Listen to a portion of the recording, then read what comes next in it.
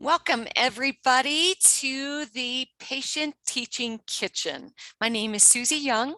I'm an oncology dietitian working with American Oncology Network. And today we have the pleasure of joining Nicole Franklin in her kitchen. She is going to show us a beautiful quinoa black bean salad and how that can be effective no matter who you are or where you are in your treatment. Welcome, Nicole. Thank you so much for allowing us to join you. Hey, Susie, it is so good to hear you and to be cooking with you today in the kitchen. I agree. It's the start of a new year, right? And this is a new series that we are going to take on. We're going to do a little bit shorter videos with the intent that we really want to address some common patient symptoms right here in the kitchen. So our focus today is going to be on a question that we often hear. It really comes from the caregiver saying, how do I stop gaining the weight that my patient is losing? So we want to help create a solution to where both people can have something delicious to eat while helping the patient, maintain or gain weight. And the caregiver, really look to following some of those prevention and survivorship recommendations. You're exactly right, Nicole. How many times do we hear from patients, I don't want to cook multiple meals? Exactly. And you know what, Susie, that's a great point. Remember that you can do it. So if we think in our head, this is going to be just doing, I can't make 4 or 5 different meals a day. Think to yourself, I can do this. There is a way that we can accomplish this task, right? Exactly. I think this salad's a really good one. It's a good starting point. If you've never tried it, don't let quinoa stop you. You can certainly use brown rice. You could use a different, grain. You could do farro.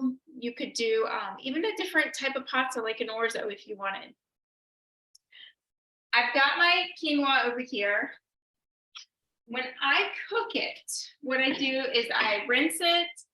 I do a 1-to-2 ratio. So 1 cup of quinoa to 2 cups of water, a little bit of oil, and I just I get it up to a boil. Once it boils, turn it down, cover it, 15 minutes, and you're done. This is what it looks like. It's a little fluffy when it's done. And all I'm doing right now is I'm just assembling. That's one of my favorite parts of the salads, is that if you can find a good grain-based salad like this, for black bean, it could be quinoa, it could be farro, it'll really save you some time because it will keep well in the refrigerator. The quinoa or the brown rice is not super flavorful on its own. So the benefit is you can really change the flavor with what you're adding, as well as the delicious dressing that we're going to make here in a second. It's all about the dressing. It is all about it. So I'm just going to add in, I had my corn and my black beans. I drained it and I rinsed it. So I'm just going to truly assemble. I've got some chopped scallions or green onions. And again, when I go to the store, I just do all my prep kind of in one day. So if you do that, I got out about 1/3 of a cup of chopped scallions. But I think the recipe calls for, 4 total. Then I got me a red bell pepper. Again, washed it, seeded it, sliced it, chopped it pretty fine. I think this also works great if you're doing any kind of a like wanting to do it kind of like a dip. It actually works really, really well for that. So this is all the salad is right here. So it's here, and what I'm going to do is I'm going to get to work on my dressing. A homemade dressing is one of the best ways, I think, to elevate. And Susie and I were talking before that a dressing like this with the lime and that, kick from the red wine vinegar, it can really, really help a lot if you're having any kind of taste changes, or maybe your things that aren't quite tasting like you think they should or used to taste.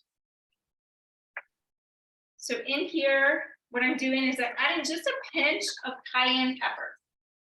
It's brown, it is spicy. It's your discretion on this one, right? I like just enough. I just need a little bit, just to kind of give that little bit of flavor. If you don't like spice, you could certainly leave it out. So again, I have garlic in here, some fresh garlic. I have the fresh squeezed lime juice. I had the red wine vinegar, a little bit of salt, and I had some cumin. I'm going to add to this just some olive oil. And I'm going to whisk it in. Grab this right here. And I like to use good olive oil when you're doing this. So, and again, this is really what a homemade dressing is all about here. Just, you've got really great ingredients. Susie, remind me what you were talking about before we got started in terms of the fat and the acid. Absolutely, absolutely. So we dietitians work in a world that's called the FASS, adjustment to recipes. And so that's an acronym. It's FASS. The F is for the fat, which Nicole just added to the dressing, the olive oil. The acid, actually this recipe has two. It has the lemon juice and the red wine vinegar. We've got a bit of salt, and you can either use iodized salt or sea salt, whatever your preference is.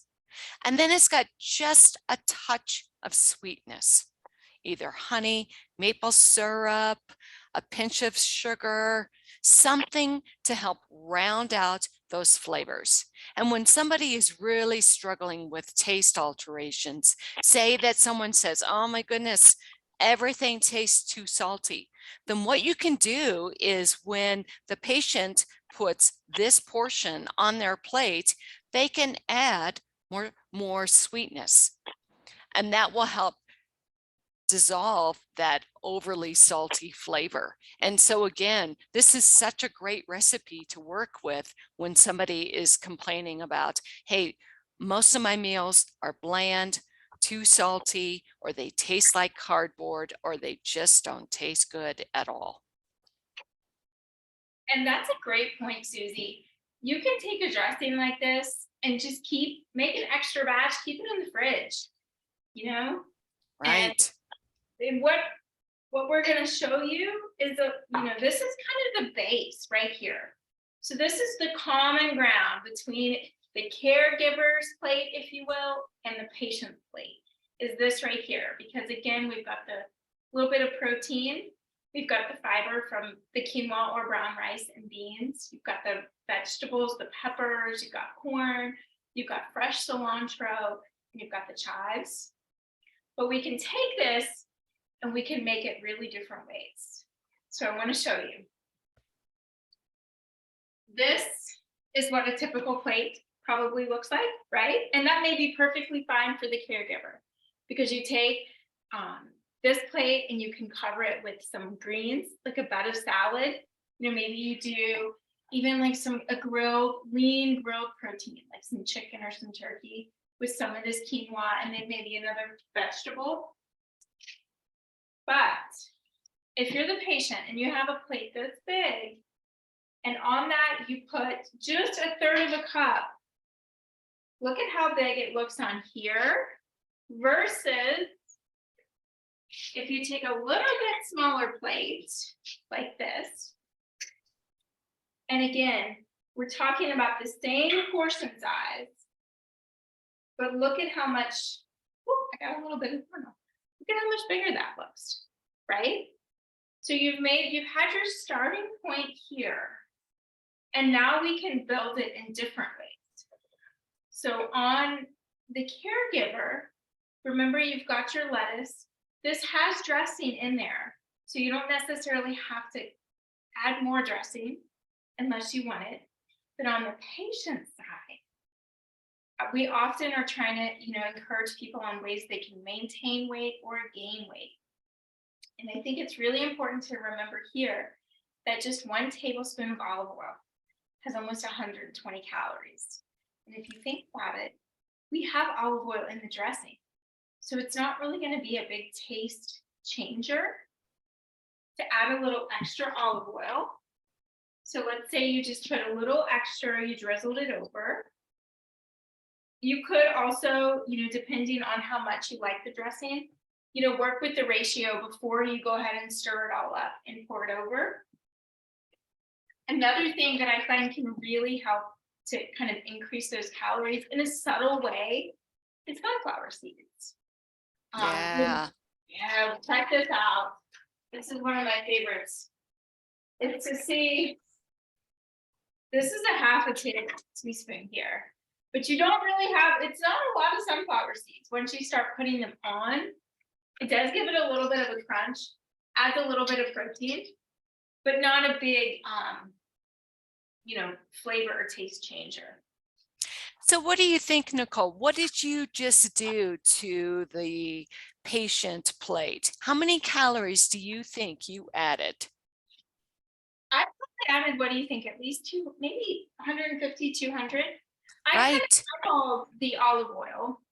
Yep. I was trying to kind of match the size of this quinoa. This right here was 1/3 of a cup. So I did actually use my measuring spoon.